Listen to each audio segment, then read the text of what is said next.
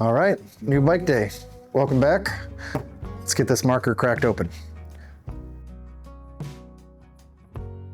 To start, we're gonna need scissors.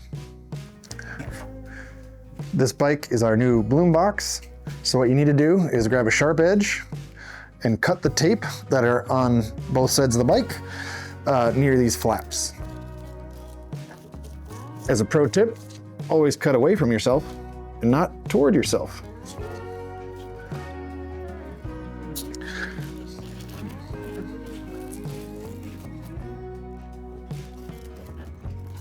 All right, close your scissors, put them safely on your desk. Now it's time to start popping open these tabs.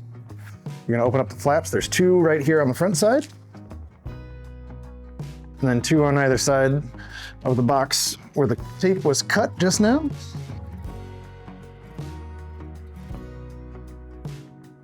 Once the flap is free, you can open up the top. Be sure to grab this small parts box, set that aside for later, and then swing these sides out.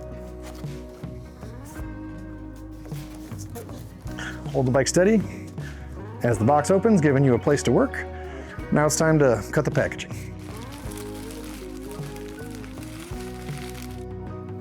All right, we got all of our packaging off. Time to remove the second battery from the box.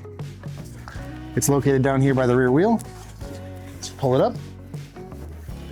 Set that aside for later. All right, now you take this last column of cardboard out. Hold onto the bike as you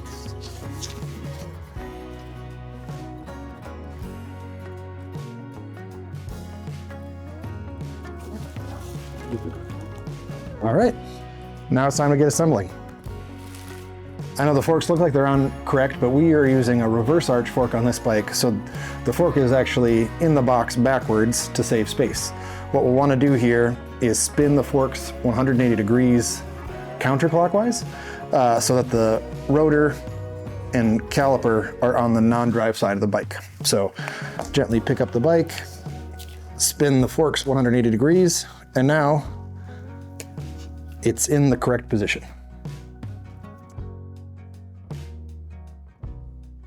With the forks put on the correct orientation, it's time to get our tools and start assembling. First thing you're gonna need is a 5mm Allen wrench supplied in the small parts box.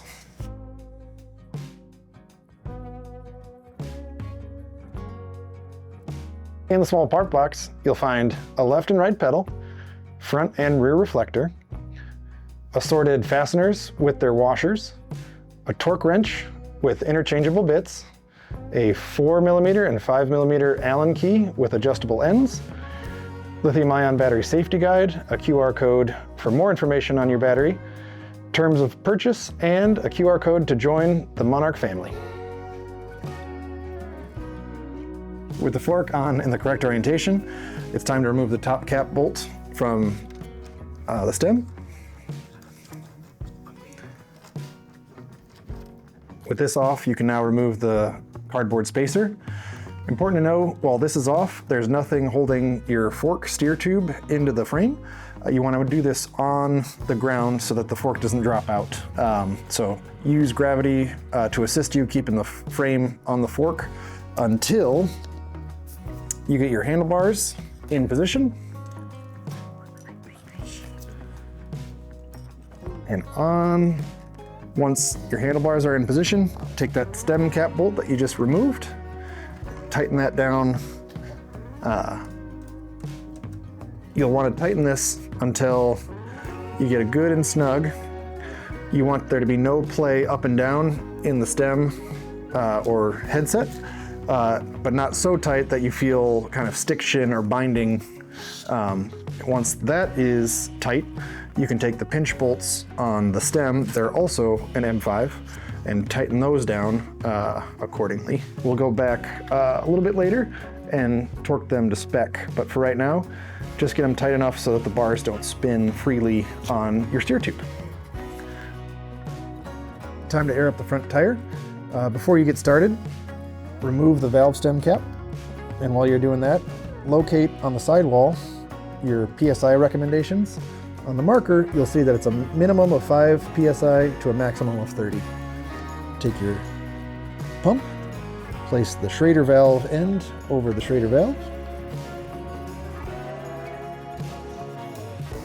Now, it's time to start pumping.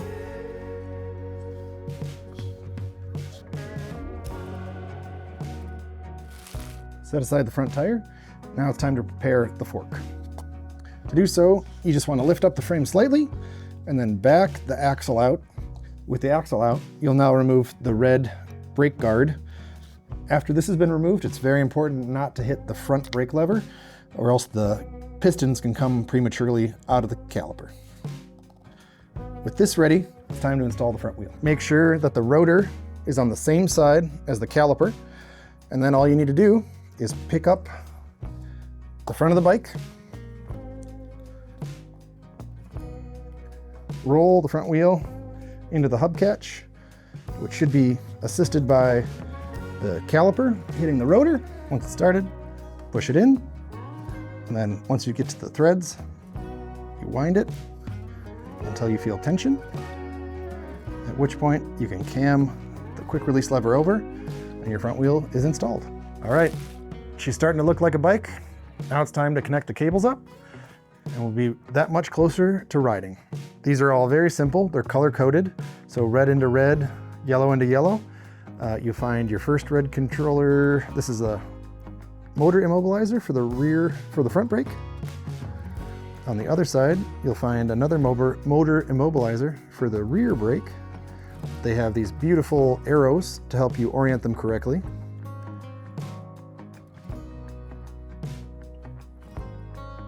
Yellow goes into yellow.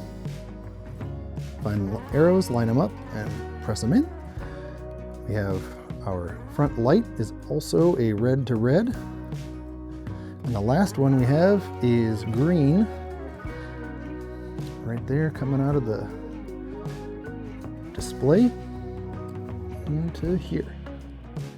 Now all your cables are connected. You can remove this protective film,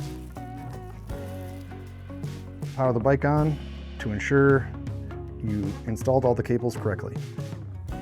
This is not required, but if you want to make your cables a little bit more attractive, once you've connected all of your connectors, you can back up the spiral wrap till before the connector junctions, and then wrap your cable wrap over all 3 cables, which will give you a little bit of a tidier appearance. It'll keep the cables all together. It'll also keep them from accidentally getting snagged and pulling off should you get caught on your coat or a doorknob or something. So it keeps them a little bit more protected. Like I said, not mandatory, but pro tip from your good friend Ryan at Monarch to pull your cable wrap back and re-wrap your cables so that all of the junctions are within the wrap. Do that on this side as well for the brake immobilizer. Actually, I should go the other way. You've got yourself a tidy little cockpit where all the cables are continued to be bunched together, safe from snags, and looking good. All right, real close. We got 2 more parts to go on. First will be the front fender. You'll find 4 bolts on the trailing edge of the fork lowers. These are all M4 bolts, so grab your M4 fastener that came in the small parts box and start by just backing those 4 fasteners out. Set them aside, but keep them close because we'll be reinstalling them very shortly.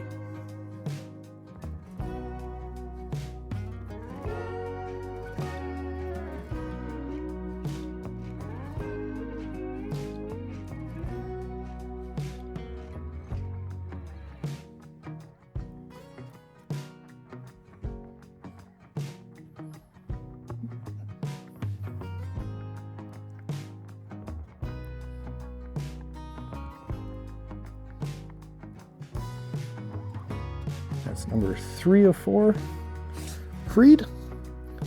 Now your last one.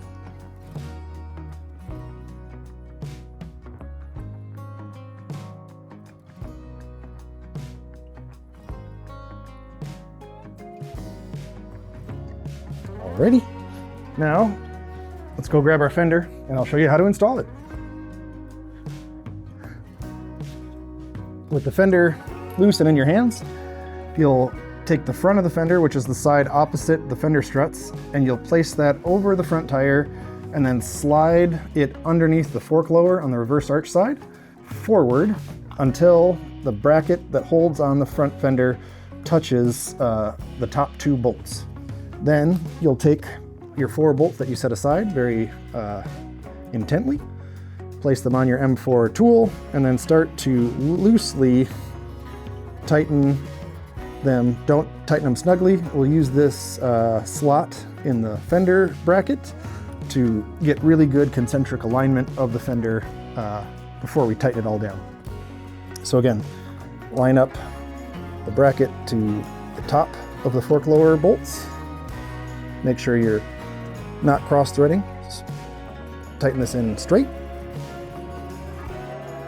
And again, not all the way tight, just close enough. And then we're going to work on the strut. So the strut will come down and touch the hole that's on the lower part of the fork lower. So thread your fastener through and then start getting it installed into the fork lower.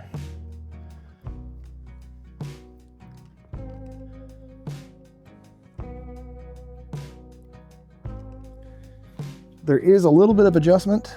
All of these connections are slightly slotted, so you can push and pull the fender into the desired concentricity that you wish.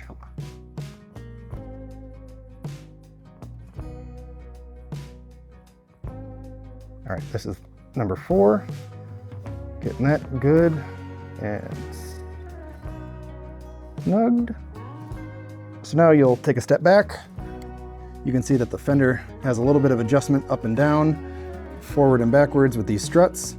So you'll find an aesthetic that you like, that isn't rubbing. And once that's in the right position, you can go ahead and snug up all 4 bolts to make it so that the fender doesn't move around anymore. And you'll have a great fender fit.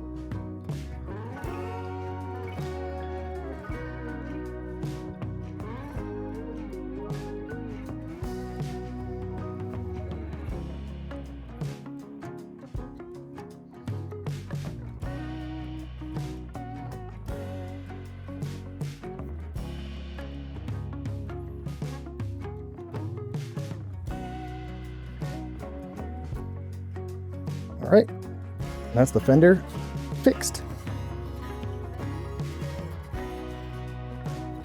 To make pedal installation a breeze, we have included some quick release pedals. You'll just find the sticker on the pedal that correlates with the sticker on the crank. These are both right side. All you have to do is find where the pedal attaches to the crank arm, pull this quick release collar outwards from the center of the bike, slot your pedal in, and once it's bottomed out, release the collar. The pedal's installed. Repeat that on the left side and you'll be ready to roll. Getting close to our first ride. First, I'd like you to cut this first ride safety checklist off, as well as your associated Monarc keys. These will be important, set those aside. That's how you get into and out of your battery. With those aside, it's time for our safety check. Make sure that you're torquing all of your bolts to the torque values that you'll see up on screen here. These are the stem pinch bolts. That is a 10 Newton meter torque rating. So you'll use your torque wrench with the associated bit to pull this until the line shows 10. Repeat that on the other side. You may need to tighten a few turns before you get into the 10 Newton meters. Here we are. Repeat this all over the bike before your first ride.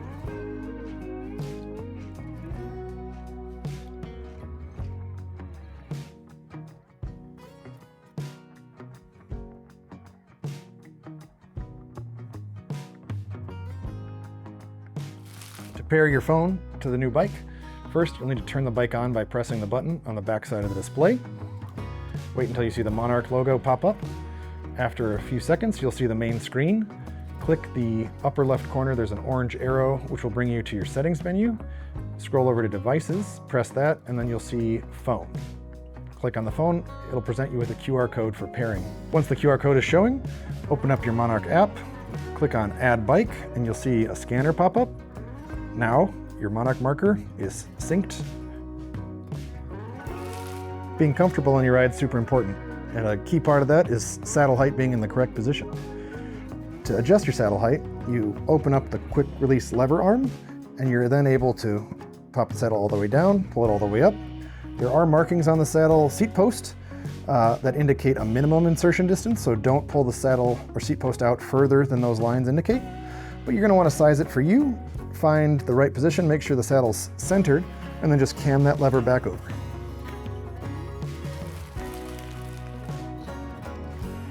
Before our first ride, let's get familiar with the controls. Equipped on every marker is the Talon P4 4-piston hydraulic disc brakes. They have a reach adjust in here, so you can tighten and loosen this to bring the lever forward and back depending on your finger length. Before every ride, it's great to give them a little squeeze and make sure you've got good modulation and lever feel. On markers, the right lever is activation on the rear, left is on the front. I like to lean in with the rear at first so you don't lock up your front, and then ease on with the front as you need more progressive braking forces. The Monarch Marker comes with a 9-speed Shimano Q's shifter. The thumb pad shifts you into easier gears or larger cogs, and then the index finger trigger pulls back to shift you into harder gears for higher top speed. To power on your marker, press the small button on the back of the display until you see the Monarch logo appear. On your button pad, the square button in the center will switch between the pages that you see indicated on the bottom of your display. This one gives you more information to more deeply track the stats on your ride. This one indicates range. If you have extra accessories like the TPMS sensor or radar, they'll show up in these 5th and 6th displays. The up and down buttons on the left side of your display change your assist level from cruise to breeze to explore, sport, and finally boost. Hitting down on those buttons will take you down from boost, sport, explore, breeze, cruise, and then off. Press and hold the plus button to turn the lights on. Press the left button to activate the left turn signal. Press left again to cancel. Press the right button for the right turn signal. Press it again to cancel. Press and hold the top button to activate your hazard lights. To activate the throttle, make sure that your throttle is on and you're in an assist level. Press with your left thumb. Throttle will assist you up to 20 miles an hour if you're in class 2. Press and hold the minus button to activate walk assist. The top speed is adjustable in the display, which we'll get into in just a moment. While using the throttle, you can press and hold the walk assist button to activate cruise control. You can take your hands off and the throttle will keep you at the speed that you've selected until you grab a brake, which will turn off cruise control. To access the settings on your marker, you can use the touch screen to press the arrow on the upper left. This gives you access to your controls and your settings. Click into General and you'll find things like which language you'd like to have the display read in, your time format, whether it be 12 hours or 24-hour, having the clock on, setting your time, choosing which units, imperial or metric, turning the touchscreen on and off, having your PAS show as an icon only or icon plus text. You can modulate the screen brightness. You can change your home page theme, from a number of 6 different beautiful background displays. And then you can change whether there is a buzzer or a chime for your turn signal, your rear traffic radar, TPMS warning, navigation. To access important settings for your bike, press on the bike, where you'll have access to how long the bike is on before it goes to sleep when it's not being used. Turning auto headlight on and off. You can choose to only turn it on using the display or use ambient light sensors. You can clear your trip data, change what speed your walk mode is in, between 3 miles an hour, 3.7 miles an hour, or disabled. You can go into your speed limit. Right now we are in class 3 with a high throttle position and a 28 mile an hour high speed. You can, in 1 mile per hour increments, change your speed setting from 28 all the way down to 10 and back up to 28 should you choose, or should local jurisdictions dictate a top speed. You can also select between class 1, 2, and 3. Class 1 and 2 will limit your top speed to 20, but class 3 will allow you to access 28 miles an hour. And throttle is either dictated by the pedal assist level you're in or always in boost.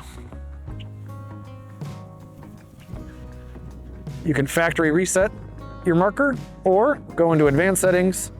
You can turn your throttle on and off. You can choose between cadence and torque sensors. You can have your cruise control turn on or turn off. This setting is your motor tuning, where you can go into each individual assist level and modify your max torque, your assist level, and your pedal responsiveness. Should you go in too deep, you can always hit reset to default and it'll go back to its factory settings. There's some battery undervoltage, battery voltage, wheel diameter, wheel circumference. All these are dictated by the programming of the motor, but you can also go in here and change your battery charge limit from 100%, 90%, down to 80%, all the way to 50. Charging it up to 80% is proven to extend the life and longevity of your lithium-ion cells, and it's baked right into every marker. These are devices that are already synced to this marker, a phone front and rear TPMS. You can also connect a new device, whether that be radar, the smart helmet, heart rate monitor, and motion camera. Controller will just show you what your model number is, software number, and firmware. Same with battery. You'll be able to see which firmware version, which hardware version, what your serial number is for the battery, what your voltage is currently, the state of health of your battery, average current, max charge interval, state of charge, current temperature, max temperature, number 1 cell voltage, number 2 cell voltage, and number 3 cell voltage. Clicking on the HMI will show you what the model number of the display is, what software version you have, what firmware version you have, serial number, and what the MAC address is for the HMI.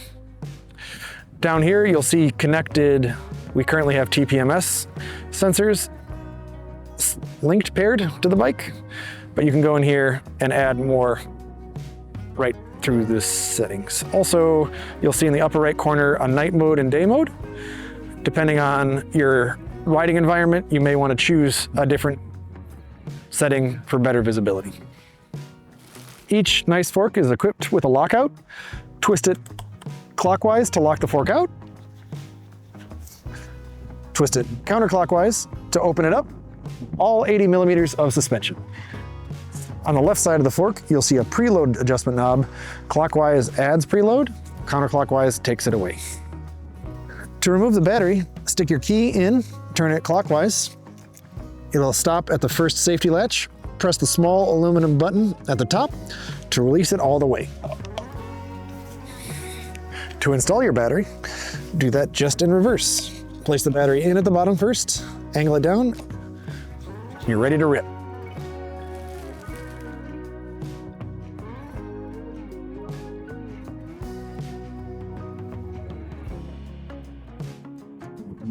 These big 4-inch kind of tires give me no hesitation when the terrain gets rough. I just float over.